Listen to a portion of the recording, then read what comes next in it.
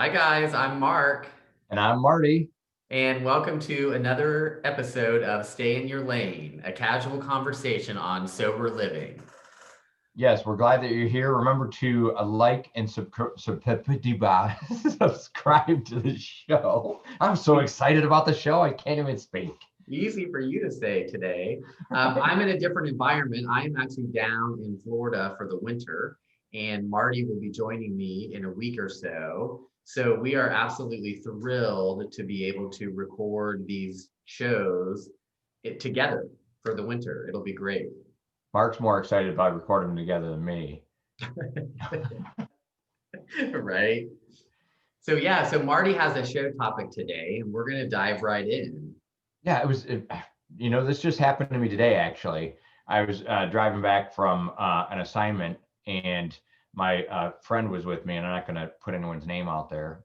And so we were just talking about different scenarios and like what we've been through with our addiction and our recovery. And I said, given the opportunity that you could just one more time, would you take the opportunity to smoke meth? Right. And so my friend was like, oh, you know, and I was like, well, what do you think? And so, as we talked about it, it was pretty interesting how quickly we were like, oh my gosh, like about the history of it. But then we quickly recoiled to modern day and both of us being older, um, discussing the recovery time. And, I said, we'd probably both end up dead. because, and it was just really interesting to me that it was a lot of fun to talk about the history of it, the good times, but the value of sobriety is more important than going back to do it that one time, that mystical one time that people think about. Right. So it was really interesting to see how quickly sobriety just kicked in. And because of the sobriety, we can look at back at the shenanigans and really analyze it for what it truly was. Oh, absolutely. So I'm assuming that your friend that you had the conversation with is also clean and sober. Correct. Yeah. Oh, yeah. Yeah. I think it's such a fascinating thought because, I think as addicts, we all have those fleeting glimpses of, oh, it would be so fun just to do that one more time. But when you have strengthened your sober foundation, it's so easily, or I guess it's really easy to start telling yourself that little moment of fun is not worth all the consequences that come with it. That is exactly what we said. you know, we were both like, yeah, but then, you'd have to do the come down and, it just, and I don't even care what people think about the situation, but just the whole putting myself through it, it was just Right. like, it just wouldn't be worth it. Let it live in the memories. Oh, absolutely. Well, I think it's a really interesting, topic because a few weeks ago I went camping with a good friend of mine.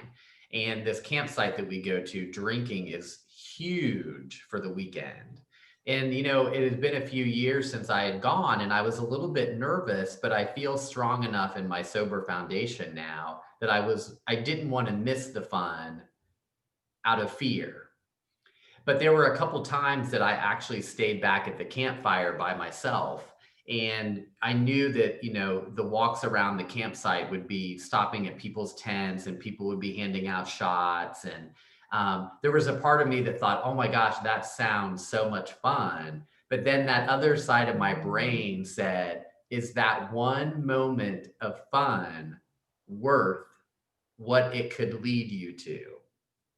And it felt so satisfying to be able to have that full circle conversation with myself because what I'm doing now and doing the show, doing my coaching business, all that stuff, I do not want to put at risk for having that one shot, which who knows where that might lead. That brings up a great point, because like our existence now, I know mine, is intoxicating enough as far as the enjoyment that I get, that I guess that would be, my new addiction, right? Is enjoying the ability to be present in the moment, experience all my range of emotions, and and feel good about the fact that I did it in sober. And so you think about that, and this feeling that we have constantly is, I think, maybe what we were looking for when we were getting drunk or high, or you want that feel good feeling, right? And this is Right. just a continual feel good feeling. Right. I love that because it really is. I think, when people say I'm addicted to living, I'm addicted to life, you know, when you're not being clouded and pulled away from it and you can be present, there's a lot of joy and a lot of, contentment that comes in everyday life. And it lasts. It doesn't seem to be like this, Right. right? Yeah. It's more consistent. Yes. I think that that's, also a really interesting point because I think Ellen made that comment once, like, you're going to have highs and lows in your life, but don't spend too much time in the highs and the lows because it's this middle ground. Oh, That's I spent like 25 years in my highs.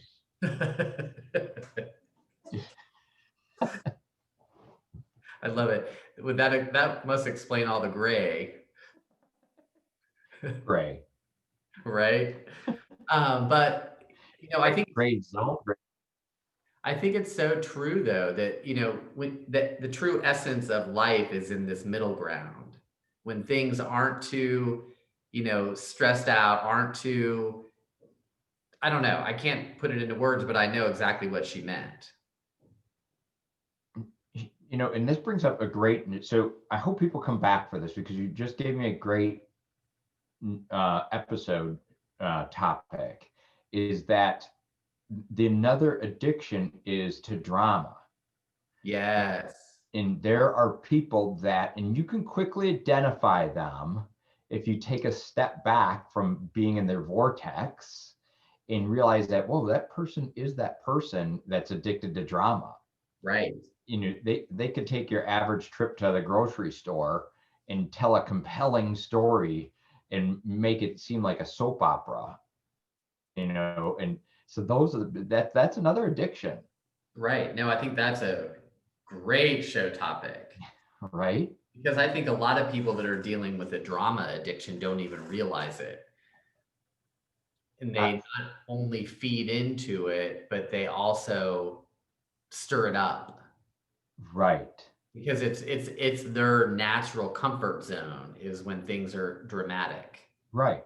Because I think that maybe that is their, that rush that we look to get when we are getting drunk or high, that rush, they get that rush from, you know, being in the drama. Yes. I love it. Yeah. So how do you feel now after the conversation in the car? Is that a conversation that Yeah, I'm we sure stopped. We stopped and bought a baggie and just did a quick. I thought you seemed awful chatty and sweaty.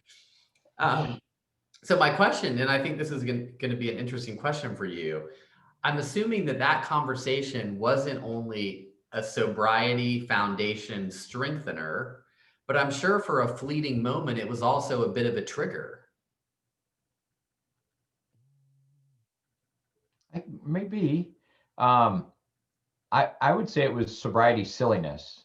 Ah, okay. It felt good to talk about it, laugh about it, and put it back, where it belongs.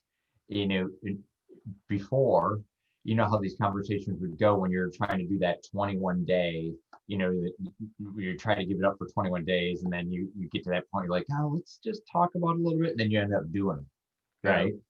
Wholly different direction. right. Well, I think that's great. I think it sounds like you're both in a gratitude place for your sobriety. And that makes it much easier to relive those moments and laugh about it and then be grateful that you're on this side of it. Absolutely. I love it. Well, thanks Perfect. for sharing. I think this was a great little conversation. It was very impromptu. You threw It me right was. out there. I love it. Yeah.